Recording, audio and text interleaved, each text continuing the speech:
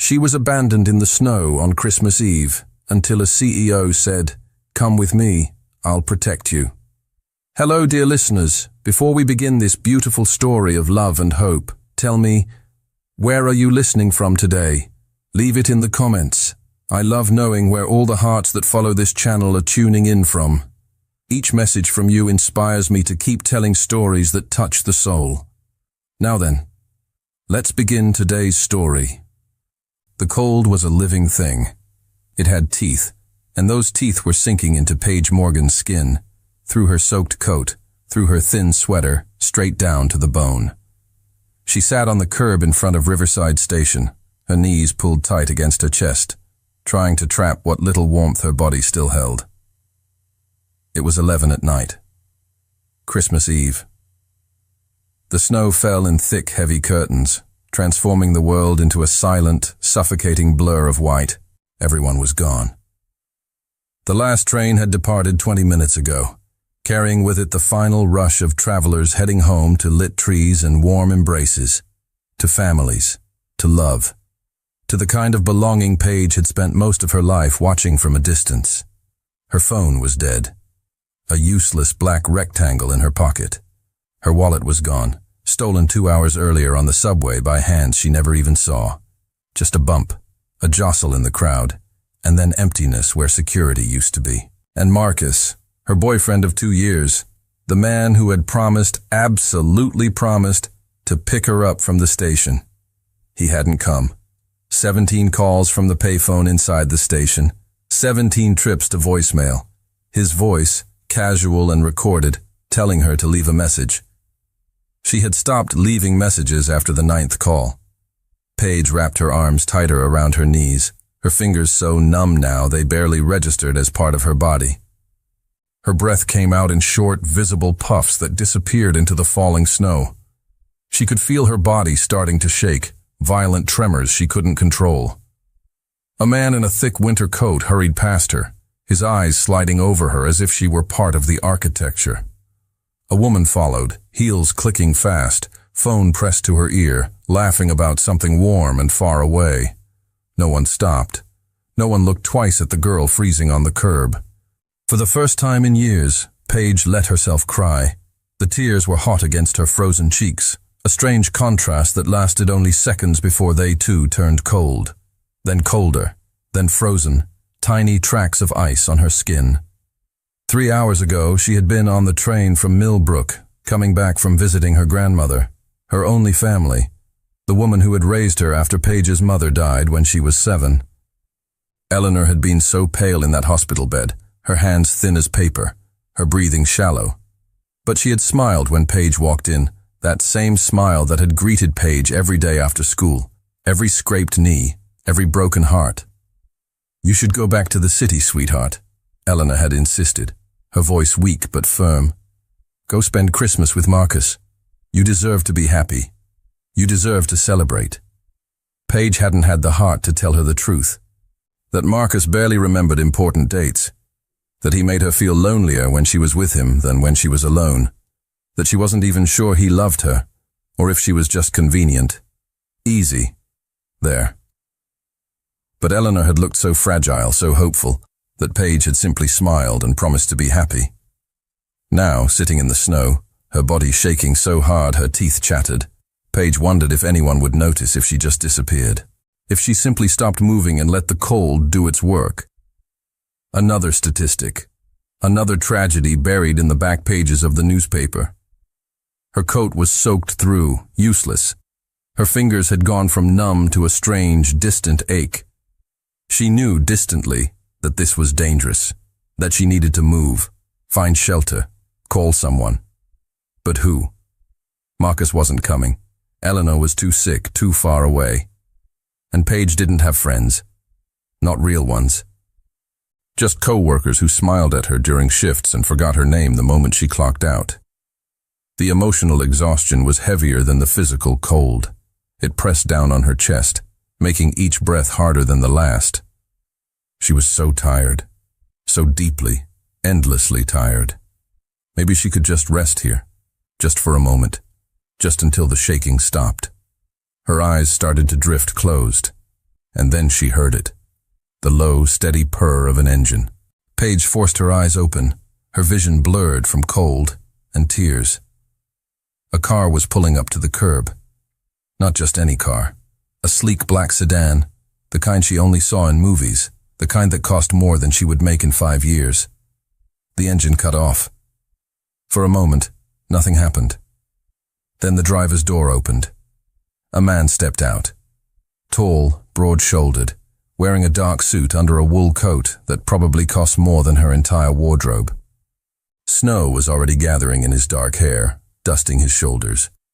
He stood there for a moment, looking around the empty station, his expression unreadable.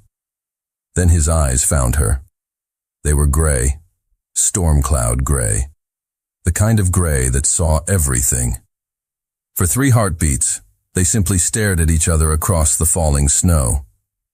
Paige watched as his eyes narrowed, taking in the scene. The girl on the curb, the soaked coat, the empty station. The snow accumulating around her like a burial shroud. His jaw tightened. He moved toward her, his footsteps crunching in the fresh snow, and she could see the exact moment genuine alarm crossed his features. "Are you all right?" His voice was deep, rough with concern that sounded real. Paige tried to answer. Her mouth opened, but her teeth were chattering so violently that the words came out broken, shattered. "I'm waiting for someone." It was a pathetic lie. They both knew it. The man's eyes flicked to the empty parking lot, to the snow that was now several inches deep and still falling. "How long have you been out here?" She didn't answer. Couldn't answer. He stepped closer, and she saw his expression shift from concern to something sharper. Fear. "Your hands are blue." It wasn't a question. It was a diagnosis delivered with the kind of certainty that came from knowledge. "You're going into hypothermia." Before she could protest, he was already shrugging out of his coat. The expensive wool coat that probably cost thousands. He draped it over her shoulders, and the warmth that clung to the fabric hit her like a physical force. Paige almost sobbed with relief. The heat was so intense, so unexpected, that it hurt. Her frozen skin burning as blood rushed back to the surface. "Come with me." It wasn't a request. It was a command wrapped in gentleness, firm but not harsh. "I'll protect you." Paige knew she shouldn't. Every safety rule her grandmother had ever taught her screamed in her head. Don't get in cars with strangers. Don't trust men you don't know. Don't be stupid. But as she looked up at those gray eyes, eyes that actually saw her, eyes that held real concern instead of the empty sliding past that everyone else had given her tonight, something inside her chest cracked. Or maybe it healed. She didn't know. "I don't—" Her voice was barely a whisper, her throat raw from cold. "I don't know you." The man crouched down so they were eye level. Up close, she could see the sharp lines of his face, the faint shadow of stubble on his jaw, the snow gathering on his eyelashes. He extended his hand. "Henry Renford." His voice was steady, calm. "And you're freezing to death on Christmas Eve. We can do formal introductions after I make sure you keep all your fingers." There was the faintest hint of dry humor in his tone, but the worry underneath was absolute and unquestionable. Paige looked at his outstretched hand. Strong, steady, offering salvation. She looked back at the empty station behind her, the place where Marcus had never come, the place where she had almost let herself disappear. She thought about dying alone in the cold, and she made the most impulsive decision of her entire life. She took his hand. His grip was warm, solid, real. He helped her to her feet, keeping a firm hold on her arm when her legs nearly gave out beneath her. The world tilted, and she felt his other hand steady her back. "Paige." Her voice was barely audible, but he heard it. "My name is Paige." "All right, Paige." Henry guided her toward the car, his movements gentle but purposeful. "Let's get you out of the cold." He opened the passenger door, and heat rushed out to greet her. The interior of the car was warm, leather seats soft beneath her as she half collapsed into them. Henry leaned across her to buckle her seatbelt, his movements efficient, careful. Then he was in the driver's seat, pulling away from the curb, leaving the empty station behind. Paige turned to look out the back window, watching the place where she had almost died grow smaller in the distance. Marcus had never come, but someone had, and somehow, impossibly, that changed everything. Paige was shaking so violently her teeth chattered in a frantic rhythm. She sat in the heated leather seat of Henry's car, but the cold had penetrated so deep into her bones that warmth couldn't reach her. Henry drove in silence, but she could see his jaw tight, his eyes checking on her repeatedly in the rearview mirror. "Still with me?" His voice cut through the quiet. Paige tried to answer, but all that came out was a trembling whimper. Henry cursed under his breath, the first crack in his controlled composure, and pressed harder on the accelerator. "Hold on, 5 minutes." The car stopped in front of a high-rise Paige recognized, one of the most expensive buildings in the city.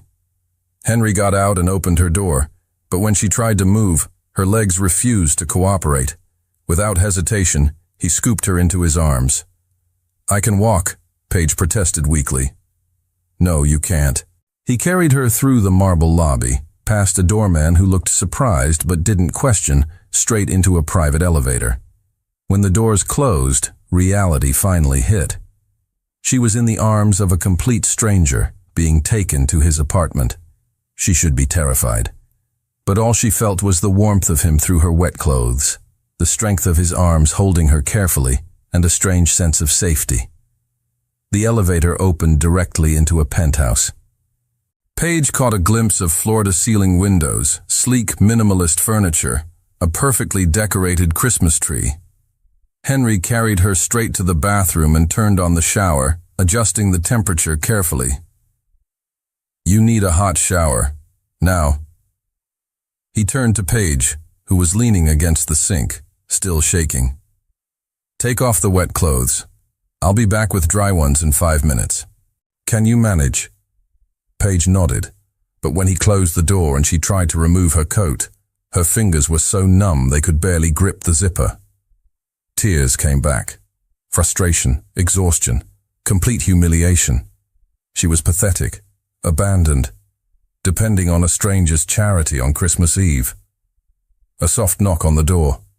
"Paige, are you all right?" She didn't answer, didn't trust her voice. The door opened slightly. "I'm coming in. Tell me if you're not comfortable." Silence.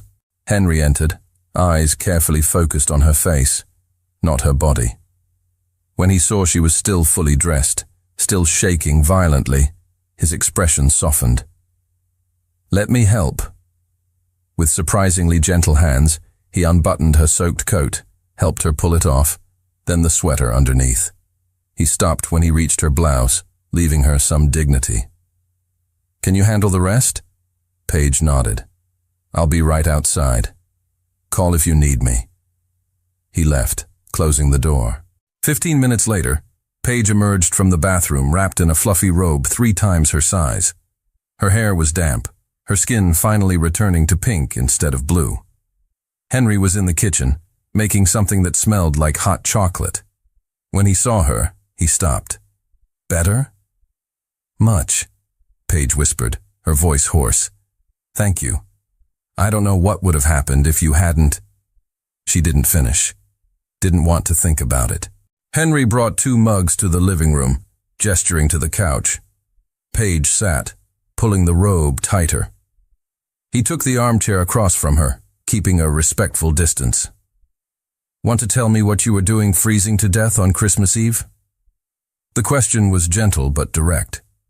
Paige stared at the mug in her hands. She could lie. Should lie. But something about the way Henry looked at her, without judgment, without pity, just genuine interest, made the words spill out. "My boyfriend was supposed to pick me up. He didn't come. My phone died.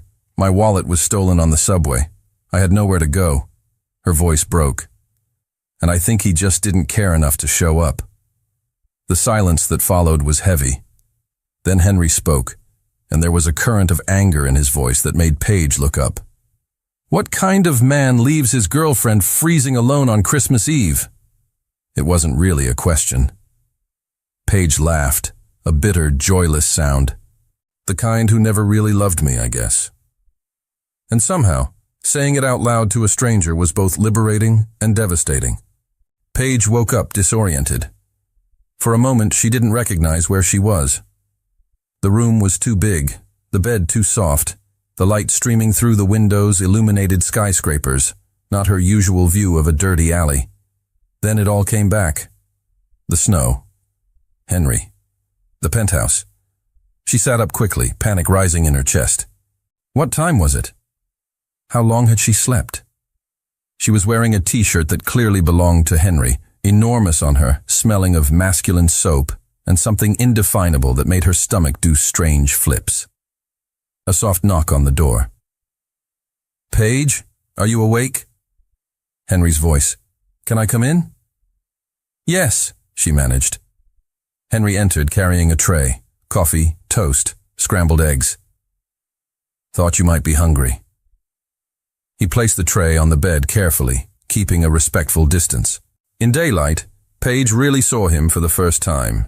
He was younger than she'd initially thought, maybe late 20s, early 30s, handsome in an aristocratic way, with those gray eyes that seemed to see right through her.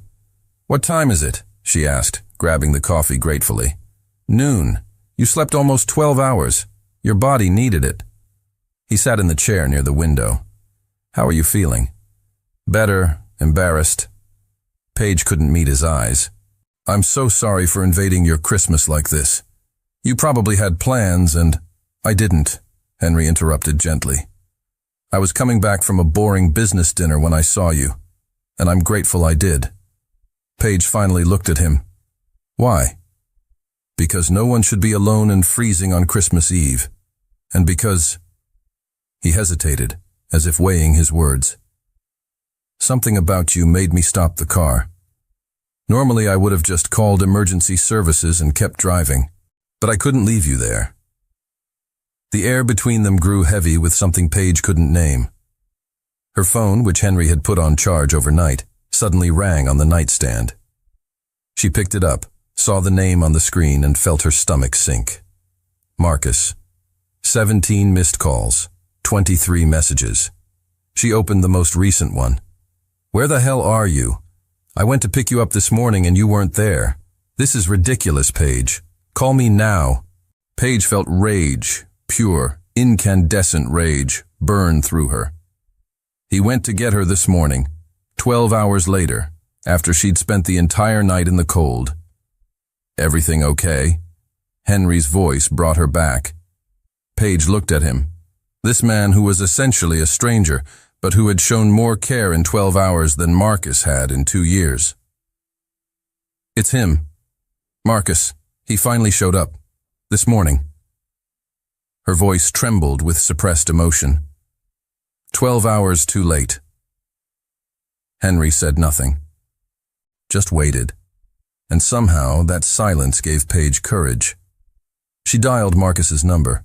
He answered on the first ring. Hello? Marcus, it's me. It's Paige. A pause. Paige, whose phone are you using? That's what you're asking? Her voice cracked. You were supposed to pick me up last night, 12 hours ago. I was waiting in the snow. My phone died. Where were you? Another pause, longer this time. Then Marcus sighed, actually sighed, like she was inconveniencing him. Look, babe, something came up. The guys wanted to hit the bar for Christmas Eve. I figured you'd just grab an Uber or something. The room tilted. He hadn't forgotten. He had chosen a bar over her, chosen his friends over making sure she was safe. I didn't have my wallet, Paige whispered. It was stolen. Well, how was I supposed to know that? Marcus's tone shifted to defensive. You're always so independent. I thought you'd figure it out. Are you seriously calling me now to guilt trip me about this? Paige looked at Henry. His expression was cold, controlled fury. We're done, Marcus. The words came out steady, final. Don't call me, don't text me, we're done. What? Paige, come on, don't be dramatic. She ended the call. Her hands were shaking. She had just ended a 2-year relationship in 30 seconds. She should feel regret, should feel fear, but all she felt was light, as if she'd released a weight she'd been carrying for years. Are you okay? Henry asked gently. Paige looked at him, really looked, at the way he watched her with genuine concern, at how he maintained respectful distance even in his own apartment, at how he'd stopped the car last night when everyone else simply passed by. I don't know, she admitted honestly, but I think I will be. The smile Henry gave her was small, but it completely transformed his face. Good. Because I made Christmas turkey. Too much for one person, and it would be a shame to waste it. There was an implicit invitation there. Spend Christmas Day together. 2 strangers connected by a moment of need. Paige knew she should leave, should go back to her small apartment, process everything that had happened. But when Henry stood and extended his hand, that gesture that was becoming familiar, she took it. Christmas turkey sounds perfect.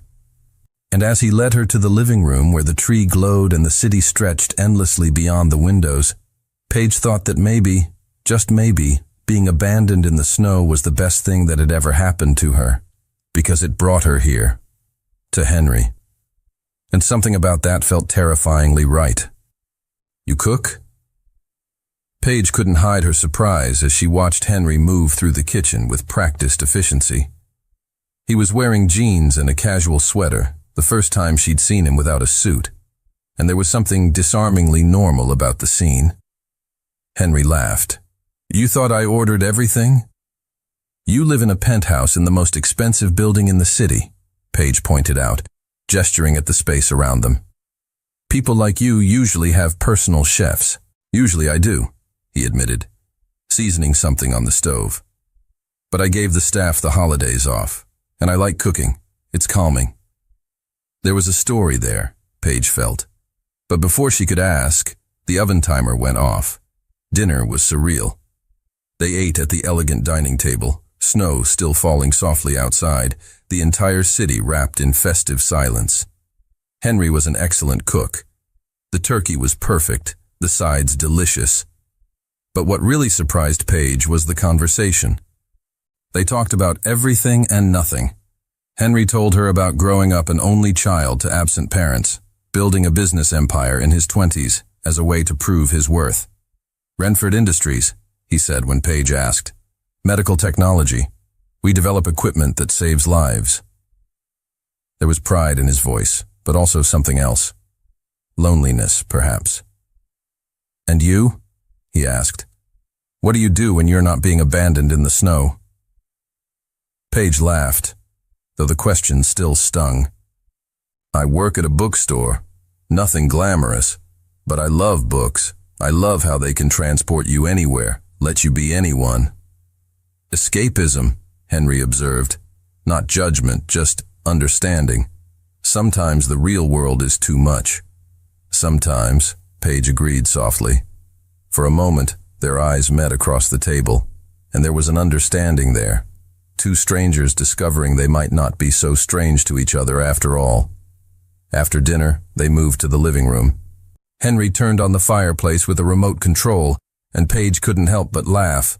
Of course you have a remote control fireplace. Are you mocking my technology? There was humor in his voice. A little. They sat on the couch, not close, but not far either. Paige picked up one of the photos on the side table. It was Henry, younger, with a beautiful dark-haired woman. Your mother?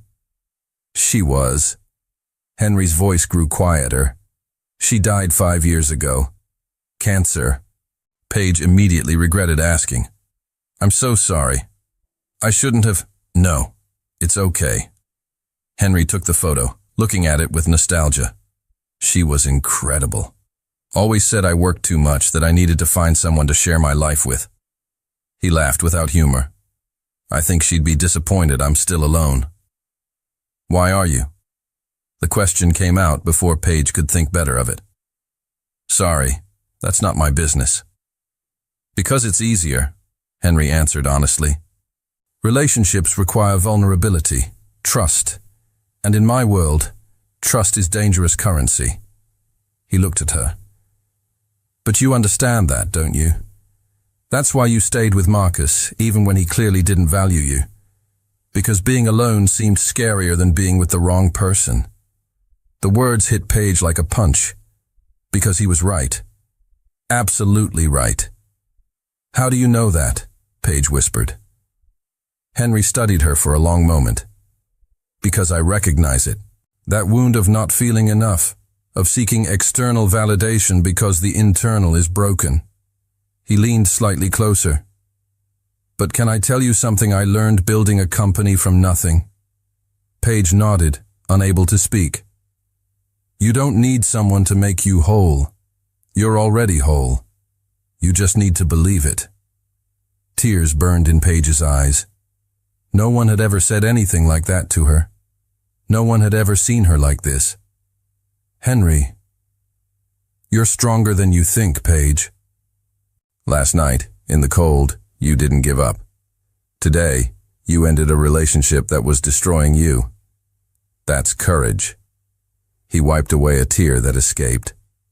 The touch was brief, but it set every nerve in her body on fire. Don't diminish yourself just because someone was too stupid to see your worth. The silence that followed was charged. Paige was acutely aware of how close they were now, how his warmth seemed to fill all the space between them. I should go, she said suddenly, standing up. Because if she stayed one more minute, she'd do something stupid, like lean in and find out if his lips were as soft as they looked. Henry stood too. Do you have somewhere to go? The question was gentle but direct, and Paige realized her apartment was tiny, cold, full of memories of Marcus. The idea of going back there today felt unbearable. I have an apartment. That's not what I asked.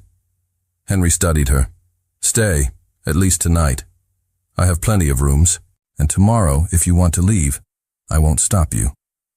Paige knew she should refuse, but when she looked around at the warm apartment, at the glowing tree, at Henry watching her with those gray eyes that made her heart race, she realized she didn't want to go. Not yet. Okay, she whispered. One more night. And the smile Henry gave her, it was worth every second of uncertainty. Paige woke to the smell of coffee and something sweet baking. For a disoriented moment, she thought she was home with her grandmother, those rare, precious mornings when Eleanor made pancakes. Then reality settled in. She was in Henry's penthouse. Again. She should have left yesterday, but she hadn't. And now it was her third morning here, and something about that should feel strange, but it didn't. It was terrifyingly comfortable. She came downstairs to find Henry in the kitchen, wearing a suit this time, clearly ready for work. Good morning, he said, pouring coffee for her without asking. He'd already learned how she liked it. Milk, 1 sugar. I made waffles. I hoped you'd like them. They ate at the kitchen counter, a surprisingly domestic morning routine. Do you have to work today? Paige asked. Board meeting at 10. Unfortunately, business empires don't run themselves. There was a touch of regret in his voice. What will you do? Go back to my apartment, I guess. Look for my old phone that might still work. See if I can recover my wallet. The prospect felt exhausting. Henry was quiet for a moment, then set down his fork. I have a proposal for you. Something about the way he said it made Paige's heart race. What? Stay here. Not just today. Stay until you get back on your feet. Until you recover your wallet. Stabilize things. Paige blinked. Henry, I can't. Why not? He turned on his stool to face her. You need a place. I have plenty of space. It doesn't make sense for you to go back to an apartment that reminds you of someone who hurt you when you could stay here. I barely know you, Paige protested, though something inside her was screaming to say yes. And you barely know me. I could be, I don't know, a freeloader or something. Henry laughed, a genuine sound that completely transformed his face. Paige, you thanked me 5 times yesterday for making dinner. You washed the dishes even after I told you not to. You're the least freeloader-ish person I know. He grew serious. Look, I know this is unconventional, but there's something about you. I can't explain it. But since I found you at that station, my apartment doesn't feel so empty. And maybe we both benefit from not being alone this Christmas. Paige's heart was beating so hard she was certain he could hear it. What if people talk? What if they think that we care what strangers think? Henry interrupted gently. Paige, I built $1 billion company. Trust me, people always talk. I learned not to listen. He waited, giving her space to process. No pressure. If you want to leave, I'll call a car and make sure you get home safely. But if you want to stay, the offer's open, for as long as you need. Paige looked around, at the apartment that had become a refuge, at the city sparkling outside, at Henry watching her with careful hope. She thought about her cold apartment full of bad memories, thought about spending the next few days alone, picking up the pieces, and then she thought about staying here, where for the first time in years she felt seen. Okay, she said, before she could convince herself otherwise. I'll stay, but temporarily, and I'll pay rent as soon as... Henry shook his head. No rent. You can keep me company at dinner. That's payment enough. He extended his hand, that gesture that was becoming their ritual. So we have a deal? Paige took his hand. The touch sent electricity up her arm. We have a deal. Henry smiled, and there was something in his eyes that made Paige's stomach flip. Good, because I need to confess something. What? Paige was suddenly nervous. I kind of already put your clothes in the wash yesterday when you were sleeping, and I bought some basics I thought you might need. Toothbrush, shampoo, those things. He looked almost embarrassed. I hope you don't mind. Paige couldn't help but laugh. You were that sure I'd stay? No, I was hopeful. The raw honesty of those words stole her breath. They stood there, hands still clasped, eyes locked, and something passed between them. A promise, a beginning, a fundamental shift. Then Henry's phone rang, breaking the moment. He cursed under his breath, checking the screen. My assistant, I need to go. But before leaving, he leaned in and kissed the top of her head, a gesture so natural yet so intimate, it made Paige's heart stop. See you at dinner? See you at dinner, she confirmed, her voice barely above a whisper. And when he left, Paige stood alone in the enormous apartment, realizing that in 3 days, her life had completely turned upside down. She'd gone from abandoned in the snow to living with a billionaire. And the scariest part? It felt absolutely right. The intercom buzzed at 3 in the afternoon, while Paige was curled up on the couch reading one of the many books from Henry's library. She hesitated. It wasn't her place to answer. But when it buzzed again insistently, she stood and pressed the button. Yes? Where is Henry Renford? The voice was female, sharp, commanding. This is his apartment. Paige froze. He's at work. Can I help you?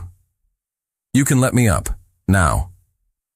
Something in the voice made Paige obey instinctively. She pressed the button to release the elevator, then ran to check herself in the mirror. Messy hair, wearing leggings, and one of Henry's t-shirts she'd borrowed. Great. Just great. The elevator opened and a woman stepped out. Tall, slim, designer dress, impeccable blonde hair, beautiful in an intimidating way. Her eyes swept over Paige from head to toe, and the disapproval was palpable. Who are you? The woman asked, without preamble. And what are you doing in Henry's apartment wearing his clothes? Paige felt her face heat. I'm a friend. My name is Paige. A friend. The woman laughed, a humorless sound. Henry doesn't have friends. He has business associates and women who stay one night. She removed her coat, tossing it on the couch as if she owned the place. So which are you? I'm sorry, but who are you? Paige found the courage to ask. The woman raised an eyebrow. Victoria Ashford, Henry's fiancée.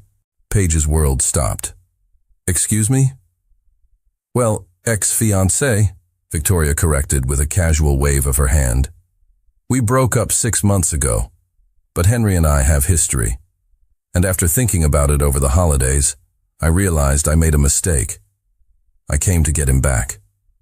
She studied Paige with sharp eyes. And you, whoever you are in my way.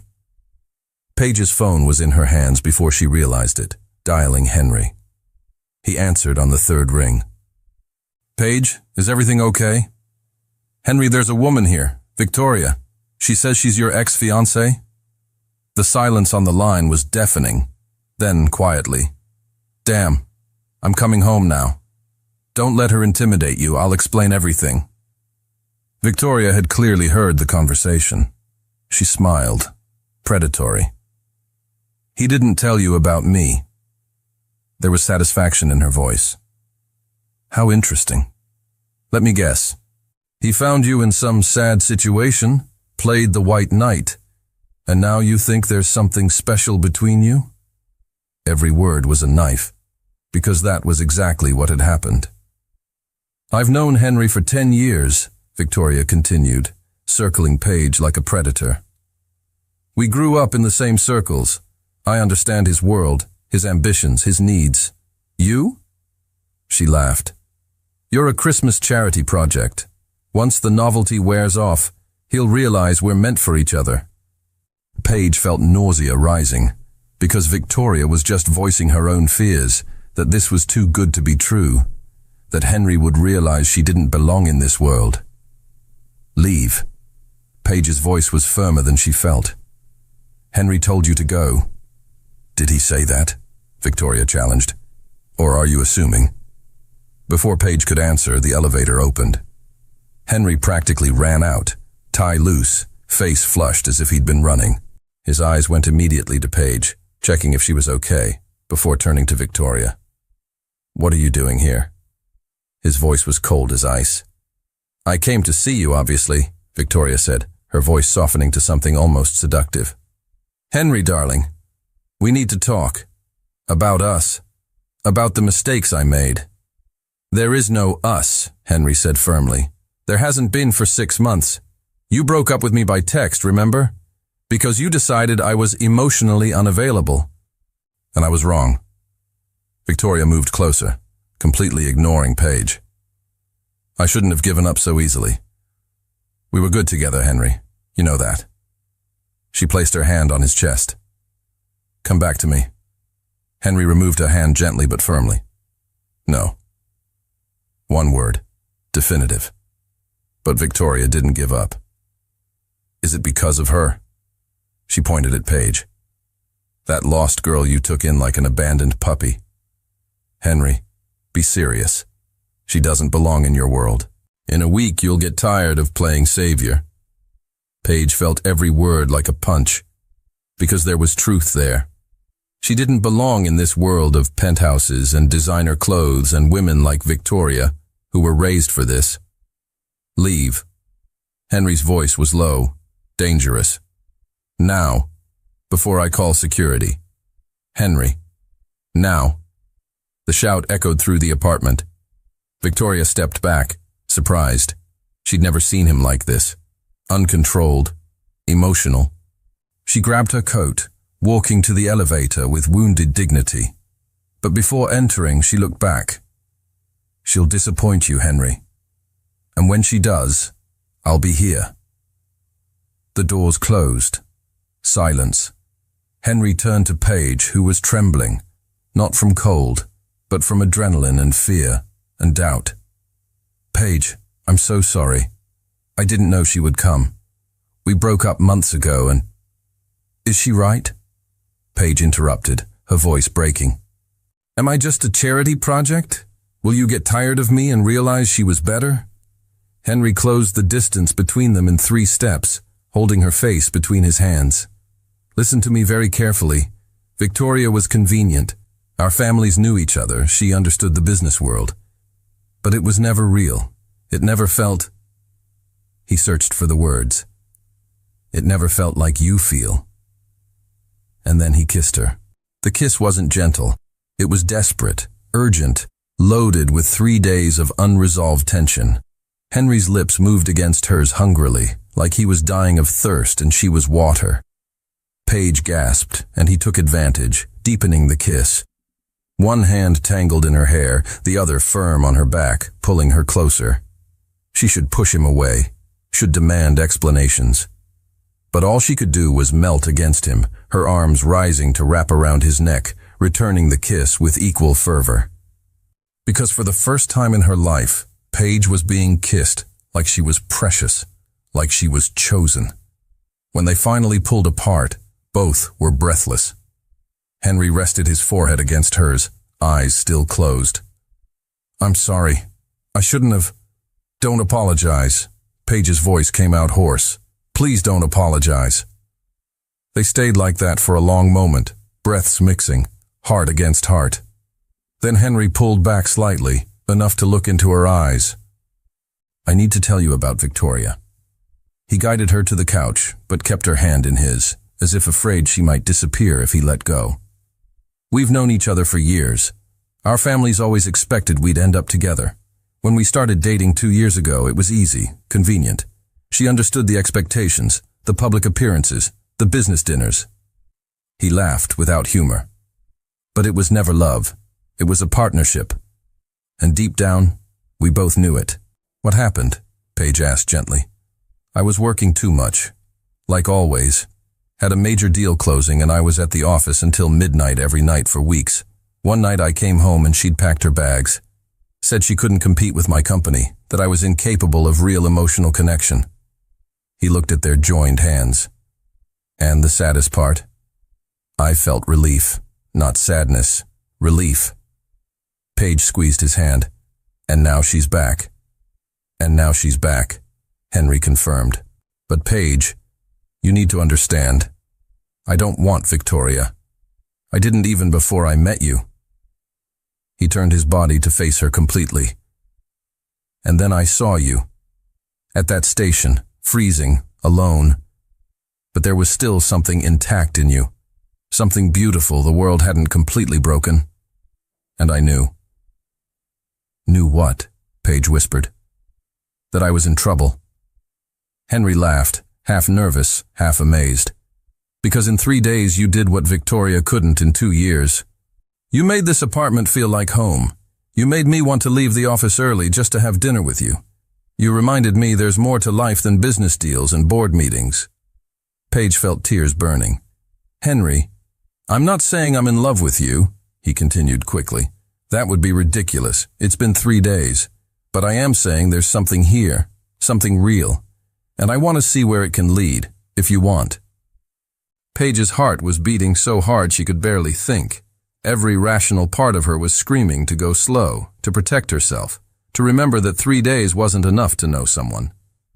But then she thought about Marcus, who she'd known for 2 years and never really saw her. And she looked at Henry, who in 3 days knew her better than Marcus ever did. "I'm scared," she admitted honestly. "Scared this is too good to be true. Scared I'll wake up and find it was just temporary Christmas fantasy." Henry held her face gently. "Then let's find out together. Slowly. No pressure." "But Paige..." He brushed his thumb across her lower lip. "I kissed you because I couldn't not kiss you anymore. And if you let me, I'll kiss you again, and again, until you have no doubt this is real." Before Paige could respond, her phone rang. The number was unknown. She hesitated, but something made her answer. "Hello? Paige Morgan?" A formal female voice. "Yes? This is St. Mary's Hospital. Your grandmother, Eleanor Morgan, was admitted to the emergency room an hour ago. She gave us your name as her contact. Could you come as soon as possible?" The world stopped. Grandmother. The only family she had. "What happened? Is she okay?" "The doctor will explain when you arrive. But it's serious, Miss Morgan." The phone slipped from Paige's hand. Henry caught it, processing the situation instantly. "The hospital? Your grandmother?"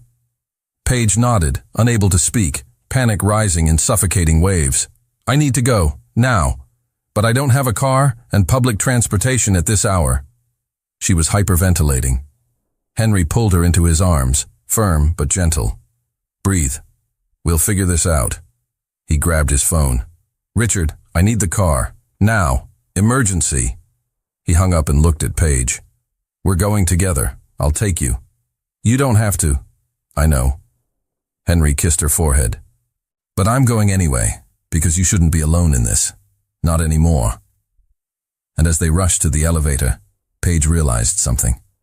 In 3 days, Henry hadn't just become a refuge from the cold. He'd become someone she could trust. Someone who showed up. For the first time in her life, she wasn't facing a crisis alone. And that changed absolutely everything. The hospital hallway smelled of disinfectant and despair. Paige paced back and forth in front of the intensive care unit, her nails digging into her palms so hard they left crescent-shaped marks. 15 minutes.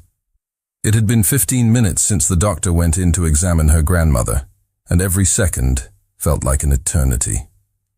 Henry sat in the uncomfortable plastic chairs, watching her with silent concern. Sit down, he said gently. You're going to exhaust yourself. I can't. Paige's voice was thin, brittle. What if I didn't get here in time? What if I was at your apartment living a fantasy while she was here alone, dying? The last word came out as a sob. Henry stood, blocking her path. Stop. Don't do this to yourself. But it's true. Paige was shaking. I should have been with her. I shouldn't have come back to the city. I should have stayed. And then you would have frozen to death at that station, Henry interrupted firmly.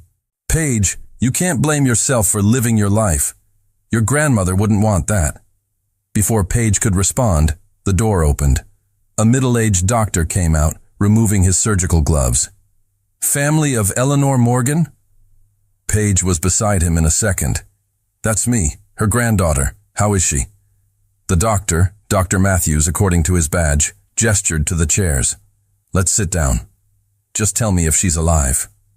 The panic in Paige's voice was palpable.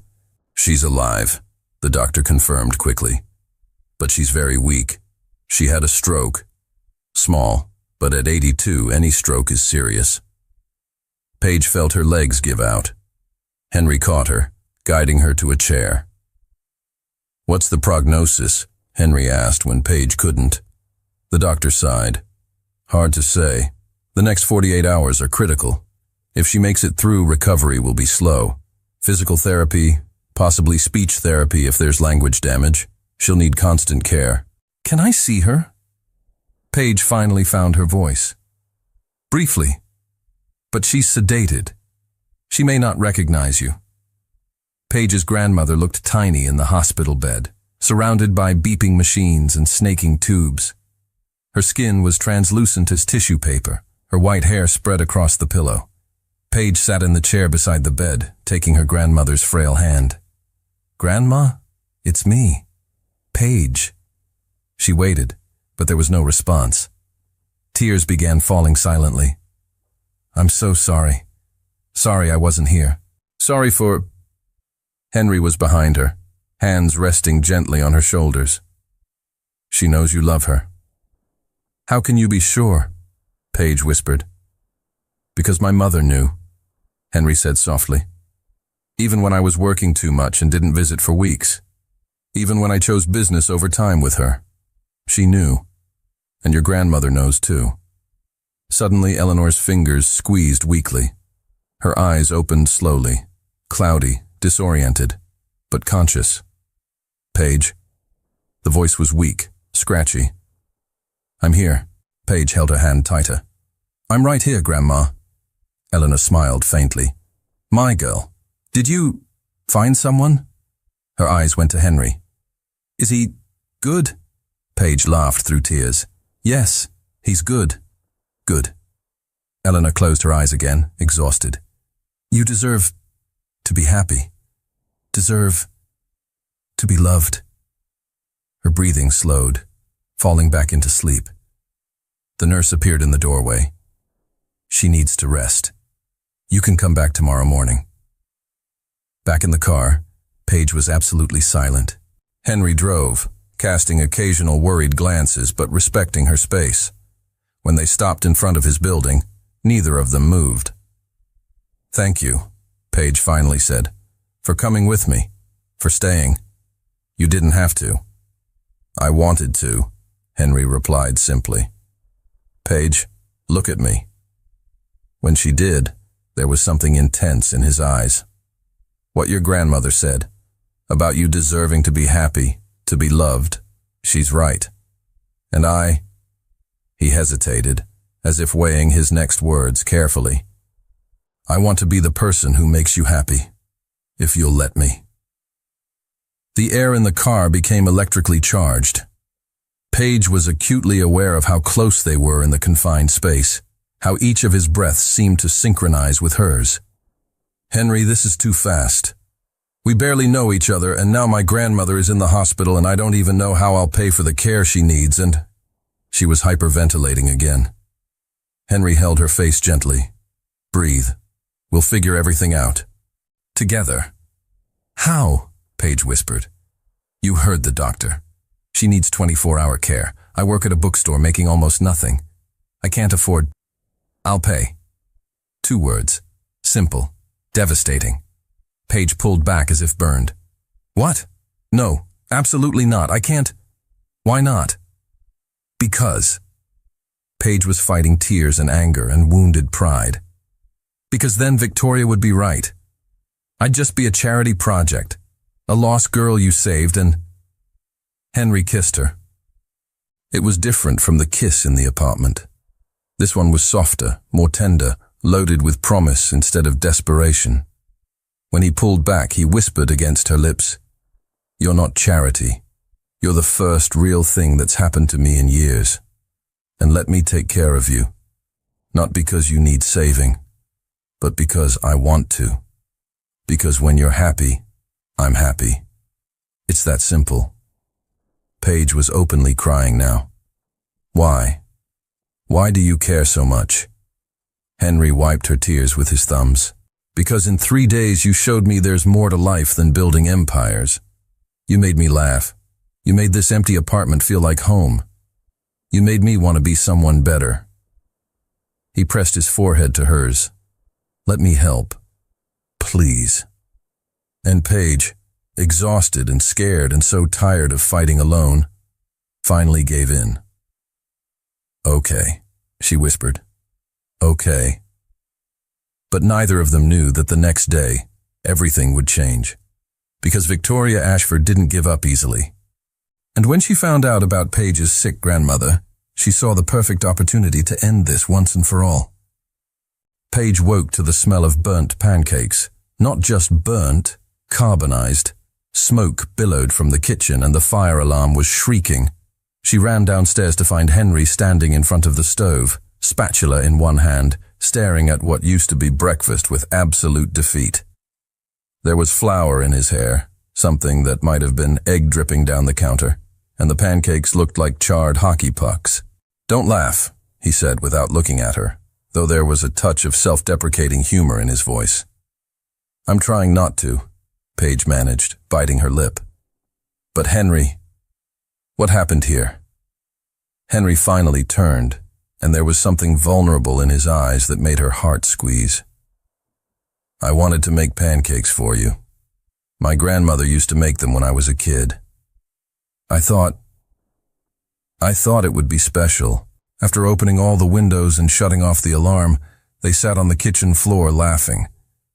The kind of laughter that releases tension and creates intimacy."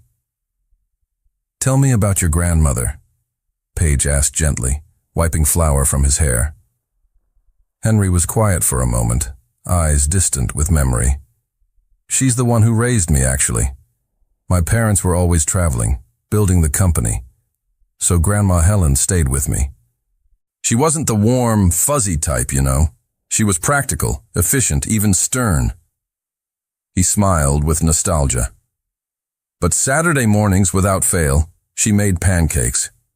It was her way of saying, 'I love you,' without the words. And I knew. I always knew." What happened to her? Paige asked softly. She died when I was 15. Sudden stroke. And the last thing she did that morning before she went, was make pancakes. His voice broke slightly. I never learned the recipe. Never asked. I thought I'd have time. And now... He gestured at the kitchen disaster. Now I can't even make basic pancakes without burning down the kitchen. Paige felt tears burning, because she understood. Understood the pain of losing someone who raised you, of memories trapped in simple rituals, of trying to recreate love through food. Did she have a notebook? Paige asked suddenly. Your grandmother. A recipe notebook? Henry blinked, surprised by the question. She did. An old blue notebook with flower stains on the pages. She wrote everything in there. Why? Where is it? Somewhere in storage with her things. I never had the courage to go through it all. He looked at Paige, confused where she was going with this. Paige stood, pulling him up with her. Then let's find it. Today. Now. Let's find your grandmother's pancakes. Paige, it's Saturday. You don't need to. I want to, she interrupted firmly. Henry, you gave me a home when I had none. You gave me safety when I was in danger. You chose me when no one else did. She held his face between her hands. Let me give you this. Let me help you find a piece of her back. Henry's eyes glistened with unshed tears. He kissed her forehead, that gesture that had become sacred between them. How do you always know exactly what I need? 2 hours later, they stood in a cold storage unit across town, surrounded by boxes labeled in careful handwriting. Grandma Helen's kitchen items, one read. Henry opened it with trembling hands. Inside were old dishes, utensils worn by use, and there at the bottom, a blue notebook stained with decades of love expressed through food. He picked it up reverently, opening it slowly.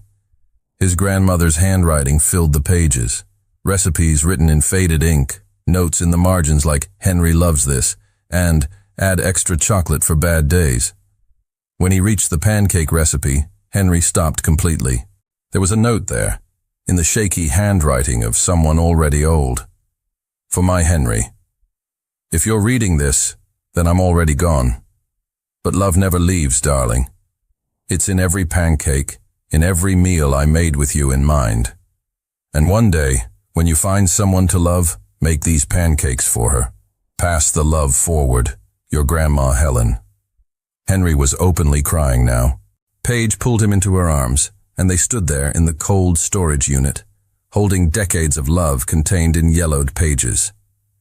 Let's go home, Paige finally whispered, and let's make these pancakes together, the right way this time. Henry nodded against her shoulder, unable to speak. But as they left, the notebook pressed against his chest. Something fundamental had changed. Because Paige hadn't just helped him find a recipe. She'd helped him find a piece of himself he thought was lost forever. And in that moment, Henry knew with absolute certainty he was going to marry this woman. The apartment was silent when they returned from storage. The sun was beginning to set, casting golden light through the floor-to-ceiling windows. Henry still held the notebook like treasure, and it was, Paige realized, more precious than anything in his billion-dollar empire. Ready?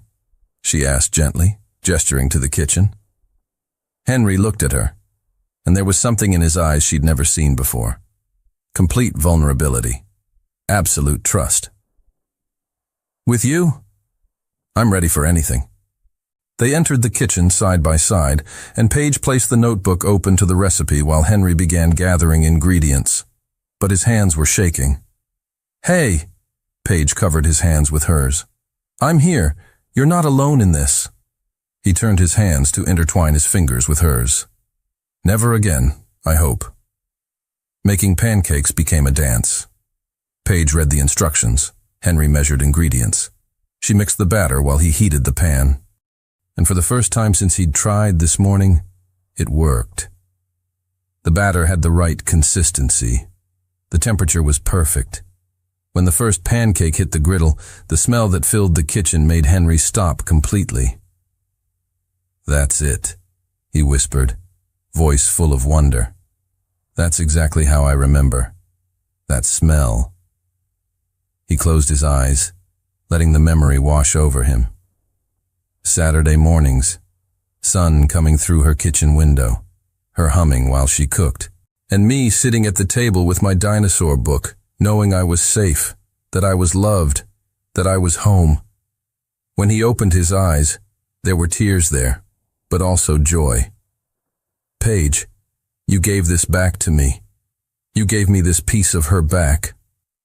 The first pancake came out perfect, golden, fluffy, exactly as the recipe promised. They made 6 more, working in silent synchronization that felt choreographed by years of practice, despite being their first time.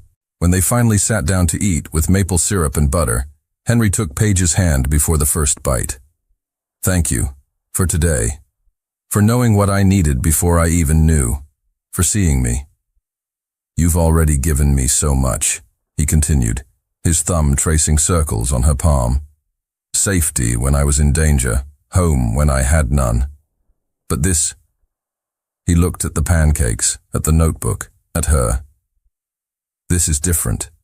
You gave me back a part of myself I thought was lost. And it made me realize something." "What?"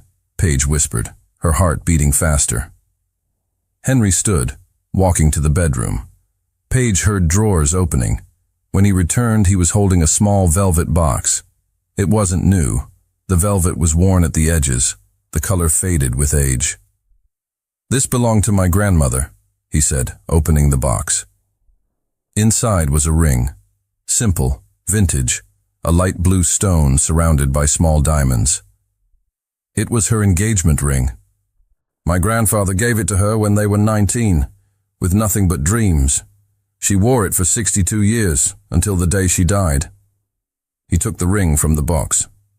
"When she passed, she left this to me in her will, with a note saying, 'For the woman who makes my grandson remember there's more to life than business, for the woman who makes him truly smile, for the woman who makes him feel at home.'" Paige's tears were falling freely now. "Henry, you're that woman, Paige. You make me smile. You make me feel at home. You remind me there's more to life than board meetings and quarterly reports." He knelt right there in the kitchen, between pancakes and memories. "Marry me. Not because it's practical or makes sense. Marry me because in less than 2 weeks you became the most important person in my life. Because I love you. Completely. Irrevocably." Paige couldn't speak. She could only nod, tears blurring everything. Henry slid the ring on, and it fit perfectly, as if it had been made for her. As if his grandmother had known decades ago that one day this ring would find Paige. "Yes?" Henry needed confirmation, his voice full of hope and fear and love. "Yes," Paige finally managed. "Yes, 1,000 times yes." He pulled her into his arms, kissing her with an intensity that stole all the air. When they finally separated, both were crying and laughing. "The pancakes are cold," Paige observed between laughs. "I don't care," Henry replied, kissing her again. "We can reheat them, or make new ones. We have the rest of our lives to make pancakes." And there, in the kitchen with his grandmother's notebook open and her ring on Paige's finger, surrounded by the smell of pancakes and promises, they began planning a future. A future built not on empires or fortunes, but on Saturday morning pancakes and always showing up for each other. But first, there was a grandmother in the hospital who needed to hear the good news. And when Paige suggested they visit Eleanor tomorrow morning, bringing fresh pancakes made with Grandma Helen's recipe, Henry knew he'd chosen right. Because Paige didn't just understand family, she understood how to create one. Eleanor was sitting up in the hospital bed when Paige and Henry entered the next morning, carrying a thermal container that exuded the scent of fresh pancakes. Her face lit up. She was visibly stronger, color returning to her cheeks, eyes more alert. "My girl!" Eleanor extended her arms, but then her eyes caught something. the sparkle on Paige's finger, the way Henry kept his hand protectively on her back, the radiant smiles neither could hide. "What happened?" Eleanor asked, but there was knowing in her voice. She already knew. Paige approached the bed, extending her left hand. "Grandma, we're getting married." The silence that followed lasted only a second before Eleanor burst into tears of joy. "Come here, both of you," she ordered, pulling them into an awkward but perfect embrace. "I knew. The moment I saw you together that first night, I knew." She pulled back, holding Paige's face between her trembling hands. "My sweet girl." "You finally found someone who sees you, who chooses you." Then she turned to Henry. "And you, young man, will you take care of her? Always?" "With my life," Henry answered without hesitation. "She's everything." Eleanor nodded, satisfied. "Good. Now show me that ring." When Paige extended her hand, Eleanor gasped. It's a period piece. Victorian, if I'm not mistaken. Beautiful work." "It was my grandmother's," Henry explained, sitting in the chair beside the bed. "Grandma Helen. She passed when I was 15, but she left this for me, for the right woman." "Smart woman," Eleanor said approvingly. "She knew you needed someone special, someone who could soften those harsh businessman edges." She poked Henry gently. "You were so serious when we first met. All business. But now," she smiled, "now you look young, happy, alive." Henry exchanged glances with Paige. "She does that. Makes me remember there's more to life." "Good." Eleanor leaned back on the pillows. "Now, about this wedding, when, where, and more importantly, can I get out of this hospital in time to be there?" "Actually," Paige said, looking at Henry for confirmation, "we wanted to ask, would you give us your blessing, officially?" Eleanor blinked, confused. "Darling, I just did." "No." Henry intervened gently. "We want your blessing to marry soon. Very soon. We don't want to wait months or years. When you're well enough to leave, in weeks, maybe a month, we want to have a small ceremony. Just close family. And we couldn't do it without you there." Eleanor's eyes filled with tears again. "You'd wait for me? You'd postpone to make sure I can be there?" "You're the only family I have," Paige said simply. "It wouldn't be a wedding without you." "And I learned something recently," Henry added. "I learned that family isn't just about blood. It's about who shows up, who stays, who loves unconditionally. And you, Eleanor, did that for Paige her whole life. So yes, we'll wait. But hopefully not too long." Eleanor wiped her eyes with her trembling hand. "The doctor said I can be discharged in 2 weeks if I keep improving at this rate. Physical therapy for a few more weeks after, so maybe a month." "Perfect," Paige replied. "That gives us time to plan something small but special." "Oh," Henry suddenly remembered. "We brought something." He opened the thermal container, revealing pancakes still warm. "Made with my grandmother's recipe. Paige helped me find it yesterday. We thought you might like a real breakfast instead of hospital food." Eleanor took a pancake, biting slowly, her eyes closed. "Oh, this is delicious. Your grandmother knew how to cook." "She did," Henry agreed. "And she had good taste in women too, apparently. Left the perfect ring for the perfect person." They spent the entire morning there, eating pancakes, sharing stories, laughing. Eleanor told about Paige as a child, always with her nose in books, always dreaming of love stories that seemed impossible. Henry told about his grandma Helen, about Saturday pancakes and being raised with practical but deep love. And at some point, watching the two most important people in her life connecting, sharing, building bridges between past and future, Paige realized something. She hadn't lost family when she almost lost Eleanor. She'd gained more. She'd gained Henry. And through him, she'd gained the memory of Grandma Helen, gained a broader story of love passed forward. "What are you thinking?" Henry whispered, when Eleanor dozed off peacefully after lunch, exhausted, but happy. I'm thinking, Paige replied softly, that I used to feel alone, even surrounded by people. But now with you, with Grandma getting better, with your grandmother's memories living through that notebook. She looked at him. Now I feel like I finally have roots, belonging, home. Henry kissed the side of her head. You're my home, Paige, you and Eleanor. And in a month, we'll make it official. A month, Paige repeated, testing the words. It felt simultaneously too far away and too close. Scared? Henry asked. Terrified, Paige admitted, but the good kind of terrified. The kind that means something important is happening.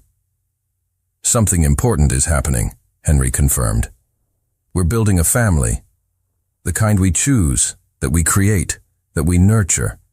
And it's going to be perfect. He's right, Paige thought as she watched Eleanor sleeping peacefully. It's going to be perfect. Because for the first time in her life, she wasn't just being chosen. She was choosing too. And that difference changed everything. Christmas Eve again, exactly 1 year since that night at the train station. But today was completely different. Paige stood in front of the mirror in Eleanor's bedroom. Her grandmother was home now, recovered, walking with only a light cane. Paige wore a simple but beautiful dress. Creamy white, classic cut, nothing extravagant. Eleanor stood behind her, adjusting the veil. Your mother would be so proud, Eleanor whispered, eyes shining with tears. My daughter, your mother, she always wanted you to find true love. And you found it, darling.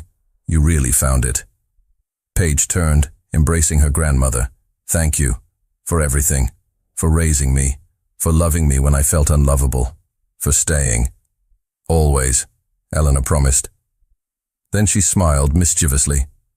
Now, let's make that boy wait a little longer. Tradition. The ceremony was in a small chapel a few blocks from the apartment. There were only 12 people. Eleanor, 2 close friends from Henry's college days, Paige's best friend from the bookstore, and a few others who meant something real to both of them. No spectacle, no media, just love. When they arrived at the chapel, it was snowing lightly, exactly like 1 year ago. Paige stopped at the door, watching the flakes fall. Second thoughts? Eleanor asked gently. No, Paige replied immediately. It's snow. Like that night, when everything changed. Life has funny ways of coming full circle, Eleanor observed. Ready? More than ever. The chapel was warm, decorated simply with candles and winter greenery, and there at the front, waiting with the officiant, stood Henry. He wore a dark suit, but no tie, the way Paige liked. And when he saw her walking in, Eleanor at her side as her escort, his face transformed. Pure joy, undeniable love, absolute choice. The ceremony was short, no elaborate vows written weeks before. Instead, the officiant, an old friend of Eleanor's family, invited them to simply speak from the heart. Henry went first. He took Paige's hands, looking directly into her eyes. Paige, 1 year ago I was driving home on Christmas Eve, thinking about how empty my life was. Success, yes. Money, yes. But empty. And then I saw you, freezing in the snow, and something in me said, stop, this person matters. I didn't know then I was stopping to find my soulmate, my home, my reason. His voice broke slightly. You taught me that building empires means nothing if I don't have someone to share it with. You turned my apartment into a home. You gave me back memories I thought were lost. You showed me that loving isn't weakness. It's the bravest thing I can do. He squeezed her hands. So I promised to love you every day, to show up every day, to choose you every day. In Saturday morning pancakes and difficult nights, in successes and failures, in sickness and health, forever. Now it was Paige's turn. She was crying, Happy tears she couldn't stop. Henry, I spent so much time feeling invisible, like I didn't matter, like I was just taking up space in someone else's world. And then you stopped the car. You saw me when no one else did. You chose me when I couldn't even choose myself. She took a deep breath. You gave me back to myself. You taught me I deserve to be loved. You showed me what it is to be truly seen. And you did all of this while letting me be exactly who I am. Imperfect, scared, ordinary. You were never ordinary, Henry interrupted softly. Paige smiled through tears. To you, maybe not. And that's why I promise to love you back, with everything I have. I promise to make pancakes when you're sad. I promise to remind you there's more to life than work. I promise to be your home, just as you are mine, forever. The officiant smiled. Well, I think that covers everything. By the laws of this state and the power vested in me, I pronounce you husband and wife. Henry, you may kiss your bride. The kiss was soft, tender, full of promise. When they separated, everyone in the chapel was applauding. Eleanor, loudest of all, tears flowing freely. Afterward, there was a small reception at the apartment. No band, no formal speeches, just people who loved each other gathered, eating good food, sharing stories, celebrating love. At some point, Henry pulled Paige onto the private balcony. It was snowing more heavily now, turning the city into a fairy tale. Happy? He asked, pulling her close. Happier than I ever thought possible, Paige answered honestly. You know what amazes me? What? 1 year ago, this same night, I was alone, abandoned, freezing, thinking my life was over. She looked at him. And now I'm here, married to you, with Grandma healthy inside. With a future stretching ahead so bright it almost hurts to look at directly. Henry held her tighter. You know what I learned this year? What? That sometimes you need to be completely lost to be found. That sometimes the worst moment leads to the best. That sometimes love isn't about grand movie romance. It's about burnt pancakes and hospitals and choosing to stay. They stood there while the snow fell. Two strangers who had become home to each other. What do we do now? Paige finally asked. Now? Henry smiled. Now we live. We make pancakes on Saturdays. We visit your grandmother. We build a life together. A life of small, precious moments that add up to something extraordinary. He kissed her forehead. Now we just love each other. It's that simple and that complicated. Later, after everyone had gone home, after Eleanor had gone to the guest room, after the snow stopped and the city slept, Paige and Henry curled up on the couch. Grandma Helen's blue notebook sat on the coffee table, a place of honor now, filled with recipes they planned to try. The ring on Paige's finger caught the light from the fireplace. You know what we're doing on our first anniversary? Henry asked sleepily. What? I'm taking you back to that train station. And we'll stand there for a moment, remembering where it all began. And then I'll bring you home, this home, our home, and make pancakes. Tradition. Paige smiled against his chest. Can you add extra chocolate? For you? Always. And there, wrapped together while the fire crackled and the city slept under a fresh blanket of snow, Paige Morgan, now Paige Renford, finally understood what her mother used to say before she died. True love isn't about grand gestures. It's about showing up, every day, even when it's hard, especially when it's hard. Henry had shown up, in the snow, at the hospital, in burnt pancakes and rediscovered memories, in every small and large moment. And Paige had shown up back, and this mutual showing up, this daily choice to love and be loved, this was everything. This was enough. This was forever. 1 year ago, Paige was abandoned in the snow on Christmas Eve. Today, on that same night, she was home. Truly, completely, perfectly home. And the snow falling outside was no longer a threat. It was a blessing, a reminder. Proof that sometimes the most beautiful endings begin in the most unlikely beginnings.